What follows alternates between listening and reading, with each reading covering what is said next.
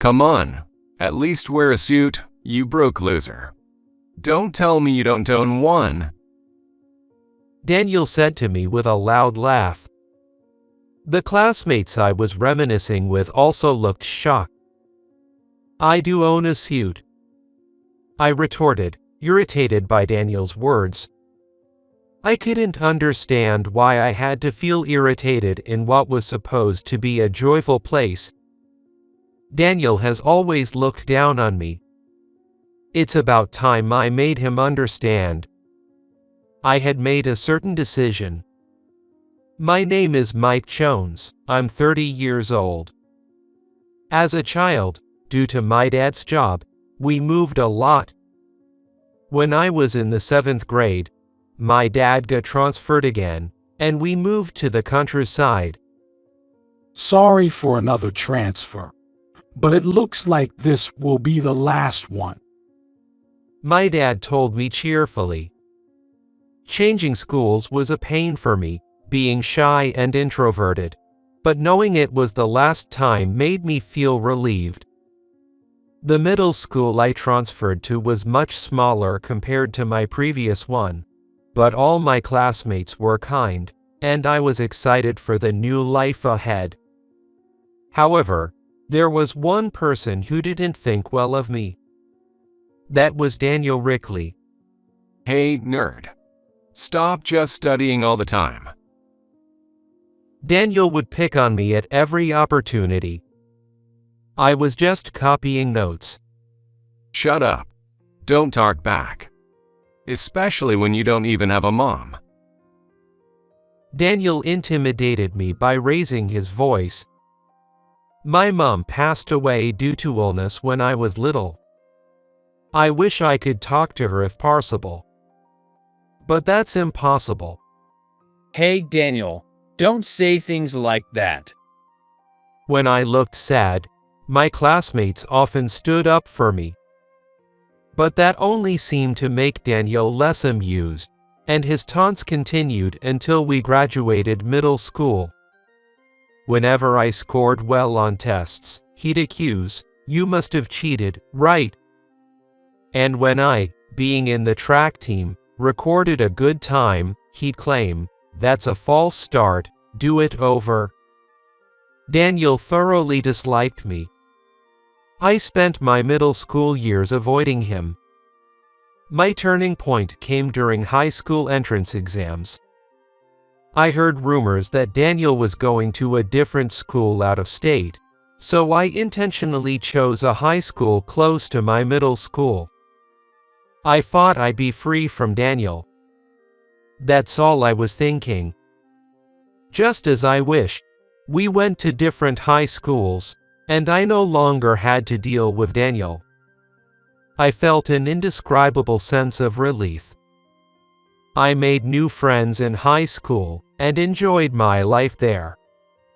I joined the track team again and spent my after-school hours working up a good sweat together with my teammates. It was a truly fulfilling and fun time, unlike my middle school days. After enjoying my high school life, I got a job at a sewing factory right after graduating.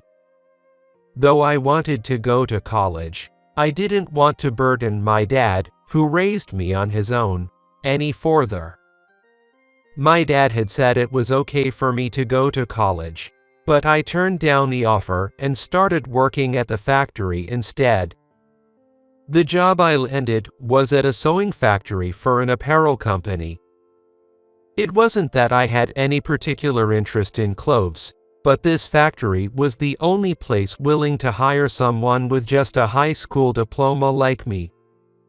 Until I got this job, I had never even touched a sewing machine, much less knew anything about making clothes. However, my bosses and co-workers taught me everything kindly and so patiently. 5 years into the job, I had finally learned all the tasks in the factory. Hey Mike, I can't get this right. Oh, let me do it. I think you should do like this. I see. You've been impressive lately. I need to work harder. My senior coworker, Harper, said with a laugh. I, who didn't have any special qualities, had become knowledgeable in sewing. My colleagues depended on me. Life was fulfilling until that day. That day, something happened. I went to the factory as usual and was planning what to do on that day with Harper. Suddenly, the entrance got noisy. Is there something special happening today? I asked Harper. She also looked confused. Our boss said, today there's supposed to be an important deal. I turned my gaze towards the factory entrance. And there he was, Daniel, the last person I wanted to see. I rubbed my eyes and looked again, but it was definitely Daniel. Why is he here? I kept my head down and continued working quietly. Thank you for coming all this way. Well, it's an important deal, of course. The boss was fawning over Daniel. Then, I could hear Daniel's voice getting closer to where I was. And when I finally looked up, Daniel was standing right in front of me, looking at me and laughing. He had found me. I had a bad feeling. What? You're working here? I heard you started working right after high school, but in a factory. That's hilarious. I ignored his words and kept working. Then, the boss, looking surprised, spoke to Daniel. You know each other. Mike has been working hard and has become a vital part of this factory. Daniel suddenly started laughing again. This guy is a vital part. Back in middle school, he was a complete failure, always causing trouble for everyone. I can't believe it. Daniel's words caused the boss's face to harden. Harper, who was working next to me, looked at Daniel with a puzzled expression. A failure, you say? Yes, really. Right, Mike? Daniel suddenly turned to me. Annoyed, I said, I didn't cause trouble for anyone. Can't you stop spouting nonsense? Daniel's face became slightly angry. I'm not spouting nonsense. You've been a failure since back then. How dare you talk back to me? I was at a loss for words. Then, Daniel said something shocking. Sir, if you want to do business with my company, you'll have to fire this guy. If he's here, I'm sure the company won't do well. He's a jinx. Suddenly, the factory fell silent. My colleagues looked at Daniel with shocked faces. The boss took a deep breath and then said to Daniel, "Well, let's have some tea over there," and led him to the office. I couldn't understand what right he had to try and get me fired. Daniel has always been someone who tries to get his way in everything. As I sighed, Harper looked at me with concern. Don't worry about what that person says. He's truly unpleasant. Harper offered me kind words while we worked. He's always disliked me. He just wants to make me suffer this time too. Over the past 5 years, I've worked hard and sweated it out in this factory, and the boss knows it. Even if Daniel, the client representative, requested my firing, I was confident the boss would never let me go. However, that confidence was shattered. That evening, the boss asked me to come to his office. Having never been called by the boss before, I entered the office, puzzled. The boss seemed a bit down, and he began to speak. Mike, I'm really sorry, but could you take a break from work until the deal with TA Corporation is finalized? Excuse me. I couldn't believe my ears. I never expected to hear something like this from the boss. He continued. You understand how important the contract with TA Corporation is to our company, right? TA Corporation is a well-known company in the apparel industry, renowned to the point where nobody in this field hasn't heard of them. I remembered Harper mentioning that this deal could involve hundreds of millions of dollars. Yes. Apparently, Daniel has taken a dislike to you. If that causes us to lose the contract, it would be a huge loss for the company. But I don't want to fire you because you've been working so hard. Could you just take a break for a while? I'd like to pretend to fire you. All I could do was nod to the boss's desperate words.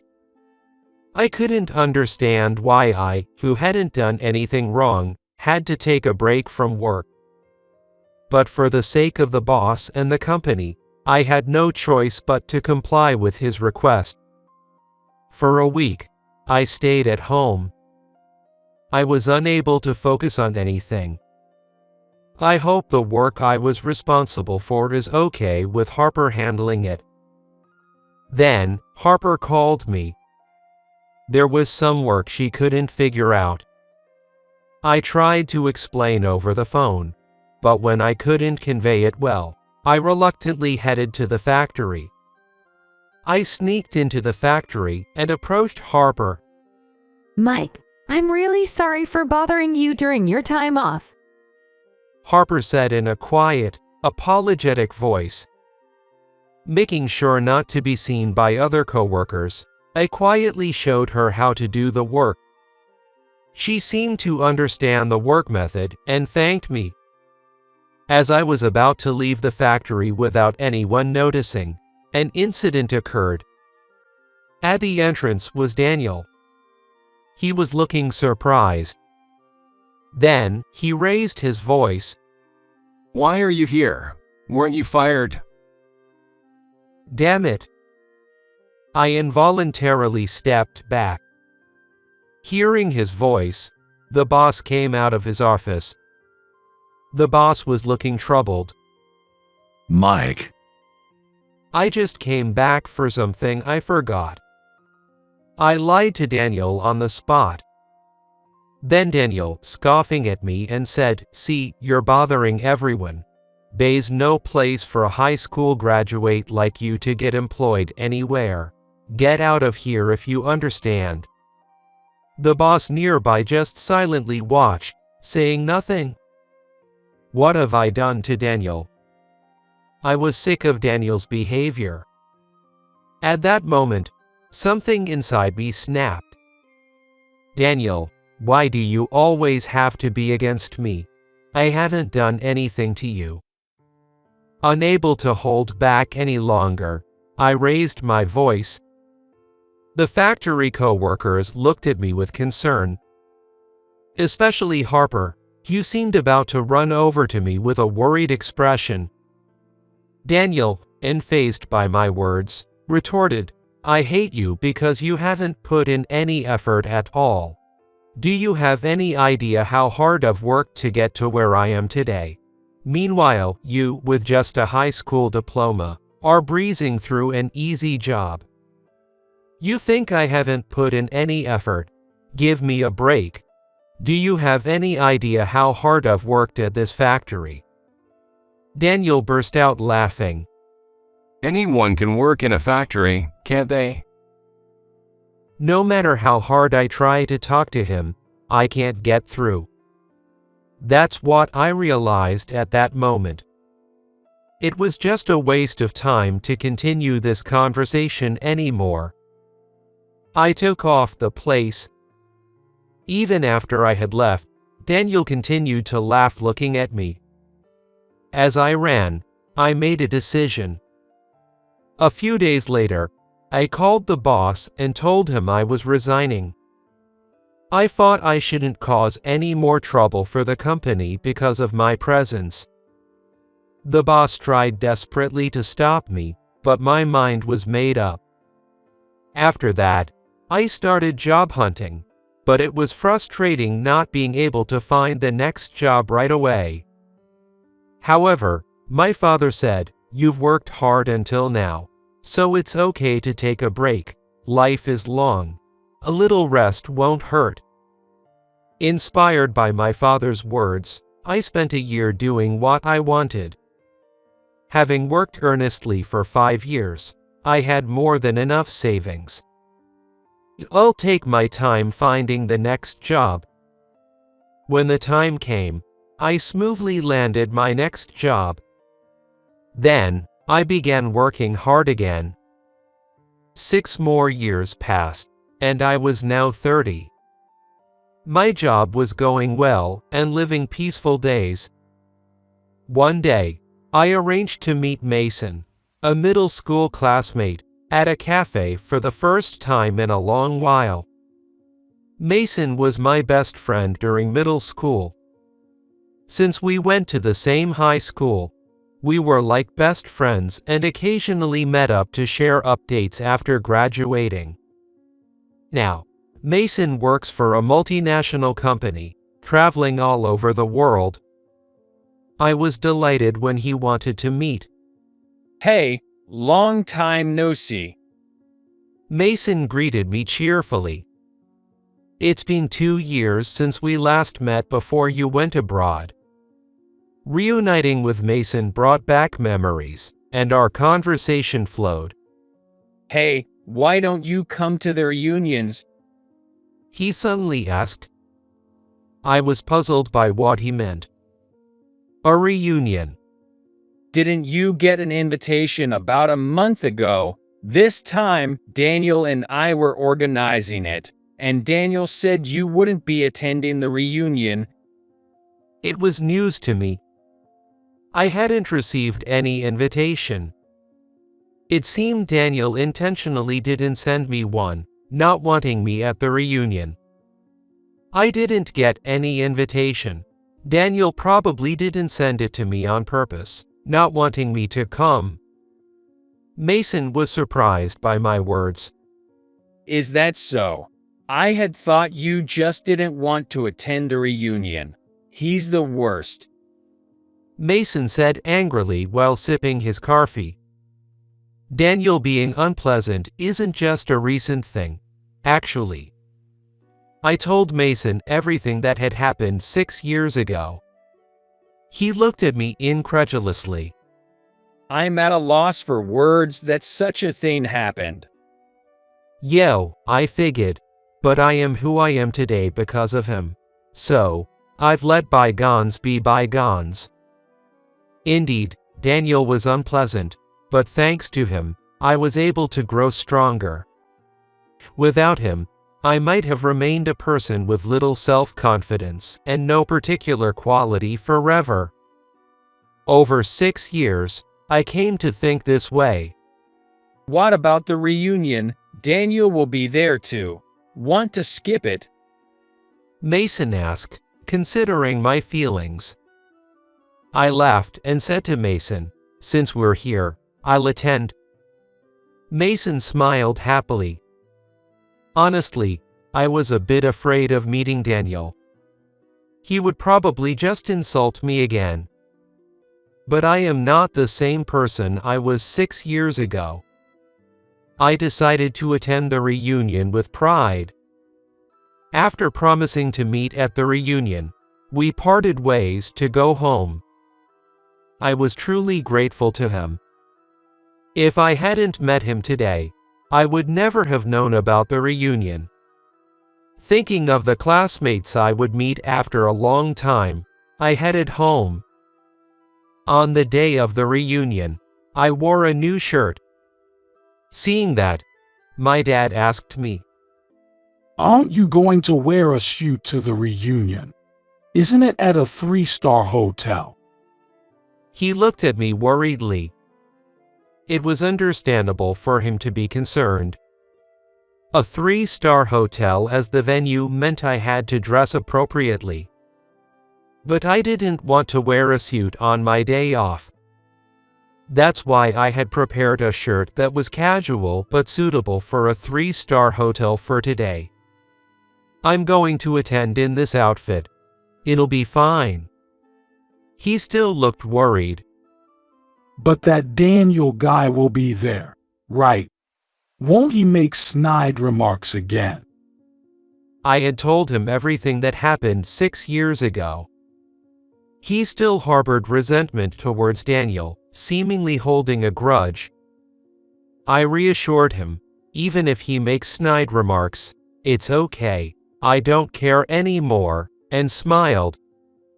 Seeing my smile, Dad seemed reassured and didn't say anything more. I left the house looking forward to reuniting with my old classmates. I felt light on my feet. Entering the 3-star hotel, I was greeted by a grand chandelier and a glamorous atmosphere. Filled with anticipation, I made my way to the hotel's restaurant. Mike, thanks for coming. Mason ran over to me, looking happy. Hey, I'm so excited about today. I smiled naturally just by talking to him. We entered the restaurant. The restaurant was booked exclusively for the reunion, and a lavish spread of food was laid out. Even though the reunion hadn't officially started, many of my old classmates were already there, engaged in lively conversations. Seeing me, my classmates approached with cries of joy. Mike, it's been since middle school graduation. It's so nostalgic. My classmates approached me cheerfully. We were engaging in endless conversations about the silly and funny stories from our middle school days. Before I knew it, the reunion had started, and my classmates began to gather around one after another. Daniel has really made something of himself, hasn't he? A classmate suddenly started talking about Daniel. What's so great about him? I asked, genuinely curious. The classmate quickly started explaining. He's apparently the sales manager at TA Corporation. TA Corporation, as in that big company. Daniel was always smart, wasn't he? He's the most successful among us. And he's even pushing forward deals with that major apparel manufacturer. So, Daniel became a manager right after I left my previous job. Well, it's none of my business. As I was thinking this, the entrance to the restaurant became even noisier. Oh, speak of the devil. There stood Daniel. And he dressed in a fine suit. I involuntarily looked away. Daniel didn't know I was attending this reunion. In fact, he had intended not to invite me. I thought he would freak out if he found out I was here. I looked at Mason. In a low voice, Mason told me, "You haven't done anything wrong. Just stand tall and proud." Mason's words eased my mind a bit. I shouldn't care about Daniel at all. "Thanks, Mason," I said, and continued our conversation. But soon, Daniel spotted me and looked as if he had seen a ghost, probably not expecting me to be here. He raised his voice. Why are you here? You weren't invited. Daniel's face turned red with anger. Mason invited me to the reunion. If it's a middle school reunion, I have every right to attend, don't I? Daniel reacted immediately to my words. I don't consider you my classmate. It's presumptuous of you to come to the reunion without my permission. Hearing Daniel's words, the surrounding classmates began to murmur. This is not the place for you. Geez, how long will he keep insulting me before he's satisfied? I was utterly exhausted. So, you'll be satisfied if I leave? Daniel scoffed. Yeah, that's right. Now get out of here. And that outfit, it's totally out of place here, isn't it?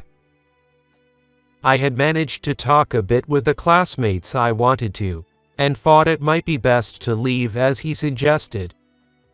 Then he added insultingly, Wear a suit at least, you poor thing.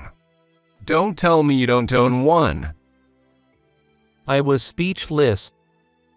What is he even talking about? I do own a suit. I just didn't want to wear one on my day off. Daniel laughed even more at my words. I couldn't understand what was so funny. Don't act all tough. You didn't have the money to buy a suit, did you? You never owned one in the first place, did you? Admit it, you're broke. I was shocked by his rudeness. There was nothing more to talk about. I was about to leave the place, but he uttered words I couldn't forgive. Hey, should I give you one of my old suits? It's more expensive than you could ever afford in your lifetime. Although I was frustrated inside, I pretended to listen calmly. If you want to wear suits like mine, try getting a job at a renowned company like I did. Though, that's impossible for someone incompetent like you. I reached my breaking point. I couldn't understand why he had to go that far. Just as I was about to raise my voice, Mason shouted, Mike doesn't need your hand-me-down suits. I was shocked. Mason had always been gentle, and I had never seen him shout. That Mason was raising his voice for me. I was so surprised that I almost dropped my drink. Daniel, taken aback, glared at Mason. Hand-me-downs. This suit is from KG Industries, the major suit manufacturer my company is about to deal with. Not something a poor person like Mike could easily afford. Daniel, unfortunately, could you cancel that deal? The room seemed to go silent for a moment. What? Daniel acted as if he hadn't heard me. No helping it. I repeated the same words.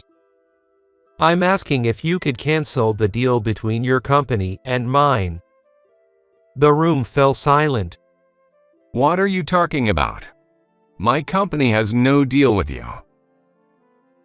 Do you really not recognize my face? You know nothing, do you? I couldn't help but question Daniel, but he just laughed. What's with that tone? You're Mike the incompetent, right? There's no other option. I realized it was pointless to talk to Daniel and handed him my business card. Sorry for the late introduction. I'm Mike, the president of KG Industries. I mistakenly made a contract to create a collaborative product with your company, but I'd like it to be annulled. What? President of KG Industries. Daniel's face turned pale. Seeing Daniel's reaction, Mason said, That's why I told you he doesn't need your suit, he has plenty without yours, and burst into laughter. Yes, I am the president of the major suit manufacturer, KG Industries. Becoming president was triggered by the incident 6 years ago. After quitting my job, I struggled to find new work. Luckily, I had savings, so I decided to take it easy for a while and made a suit for my father on a whim. My father wore suits to work every day, and I wanted to make a stylish suit for him. The suit was quickly finished, and when I gave it to my father, he was delighted, making me feel proud. My father wore the suit I made to work the very next day. That evening, he asked me if I could make 2 more suits. Apparently, his colleagues wanted one after seeing my father's suit. Of course, I made suits for his colleagues too. Then the next day, someone else requested one. This cycle continued, and the demand for my suits grew. A month later, I was swamped with orders for dozens of suits. I was surprised that a suit I made on a whim became so popular. Seeing this, my father suggested, "Why don't you start a company?" Indeed, if I could manufacture suits in a factory, I could sell them immediately without making customers wait. Inspired, I decided to establish a company. Starting a business required a substantial amount of money, and I even took out loans, but the demand for my unique and stylish suits never ceased, and my company quickly grew. Just 6 years after founding my company, it went public and became a suit maker so famous that nobody didn't know who we were. One day, I got a direct call from the president of TA Corporation. He wanted to collaborate with my company to create a new product. Collaborating with a major apparel company like TA Corporation would only increase my company's fame. The president of TA Corporation was very enthusiastic, even saying he'd spare no expense for the collaboration. Memories of trouble with an employee from TA Corporation, Daniel, crossed my mind, but I decided to focus on a company and went ahead with the deal. However, knowing that Daniel was still an employee at TA Corporation, I started to feel I couldn't continue the deal. I didn't want anything to do with someone so disrespectful. When Daniel found out I was the president of KG Industries, he started apologizing to me, sweating bullets. I had no idea you were the president. Please forgive me. I ignored him and tried to leave the venue. He followed me and blocked my path. Hey, I'm sorry. It was my fault. It was too late for apologies. I sighed. It's too late. I won't forgive you. Then, Daniel shouted, We're friends, aren't we? How can you be so cold? If the president finds out this deal fell through because of me, I'll be fired. Are you okay with that? Daniel was acting arrogantly even then. I took out my smartphone and called someone. Daniel just watched, puzzled. Hello, I'm sorry, but let's cancel this deal. What? What do you mean? Your employee, Daniel's attitude is too much. I can't go through with the contract. The person I called was the president of TA Corporation. Knowing I was talking to the president, Daniel started to panic and fell to his knees. What? I'll remove Daniel from the project. Please, reconsider. No, I've made up my mind, I said and hung up the phone. Daniel realized it was futile and just sat there in silence. I looked down at him. I have one last question. Daniel stayed silent. But I continued. I needed to know. Why did you always look down on me? Didn't you think it was cruel, considering I never did anything to you? Daniel answered in a small voice. I was jealous. You succeeded at everything without any particular efforts, while I had to struggle. Only the person themselves knows how much effort and hardship they've gone through. It's terrible that you treated me so poorly because of that. Reflect on how much you've hurt me, I said and left the venue with Mason. Daniel seemed to be crying pitifully for a long time. Mason and I left the venue with clear faces. Finally, I could say what we wanted to Daniel. Mason, thanks. I thanked him, he was there for me. Mason smiled awkwardly and said, We're friends, aren't we? Of course, I do this much. Later, the president of TA Corporation and Daniel came to apologize to my company. We're very sorry for the disrespectful behavior of our employee, Daniel. We'll reassign him to a regional office for reflection. Please forgive us. The president apologized deeply next to Daniel. Daniel was also apologizing deeply. I'm very sorry for my past actions and will make sure not to behave that way again. I sighed and looked at my secretary, Harper. In a soft voice, she whispered, "He seems genuinely remorseful. Maybe it's okay to forgive him this time." Daniel was surprised by her presence. You were there at that time. Yes, when I started this company, I had invited Harper to join.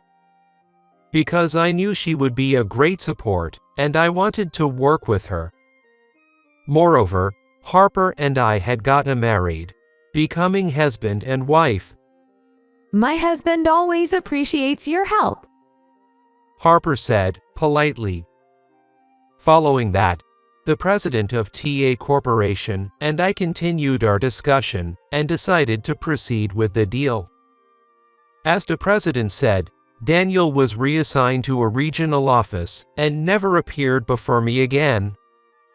In his new position, he seemed to have changed his attitude completely, dedicating himself to his work. I hope he continues to live without causing trouble for others. The brand we co-developed with TA Corporation became a massive hit. We sold millions and generating millions of dollars in profit for my company. I realized that without Harper's words, none of this would have happened. I can't thank her enough. Moving forward, I plan to make this company even better and ensure Harper's happiness. The groom suddenly picked up a plate full of food and hurled it onto the floor, causing the sauce to splatter dramatically across the carpet. My bad. Slipped right out of my hand. He was looking down at me and laughing heartily, announcing to everyone, This buddy of mine sitting right here is a cleaner. He's used to handling messes, so let's leave it to him. Can you take care of this, Mr. Cleaner? When I refused it, the bride stood in front of me, blocking my way. My husband said, "You're the scum of society. Don't you dare talk back to an elite like that." Then, my wife appeared out of nowhere and tapped the bride on the shoulder from behind. With a beaming smile, she declared, "I'll ask my dad to erase the groom's seat at work." Right after these words, the bride and groom were faced with a shocking reality, causing them to collapse to their knees. My name is Brian Smith, 26 years old. I lost my parents in an accident during my sophomore year of college. Drowning in grief, I dropped out of college and was despairing over life until someone's support helped me recover. Now, I'm working as a cleaner. I married Emily, a peer of mine, who graduated from a top university and worked at a major bank when I was 25. She was a corporate sales representative at her branch, known for her agility that matched any man's and her meticulous work that leveraged her femininity, steadily improving her sales record, and even being whispered about as a future female executive. "I dream of working at the heart of the U.S. economy," she would say with sparkling eyes. During our dating days, I always wondered if someone like me, mismatched in education and job, could truly make her happy. But Emily would just laugh off such concerns. I still remember as if it was yesterday, the day she tearfully accepted my proposal. Even she had her weaknesses, though. "Well, let's see." Emily said so, staring at me from across the table as I ate. Emily had come home early from work for the first time and put her all into making dinner after watching a recipe video. The cream pasta she made, to be honest, wasn't great. The pasta was overcooked, the sauce was bland, and the broccoli was still hard. But for me, it wasn't about the taste. I was just happy that she tried so hard. Yay, it's delicious, I said,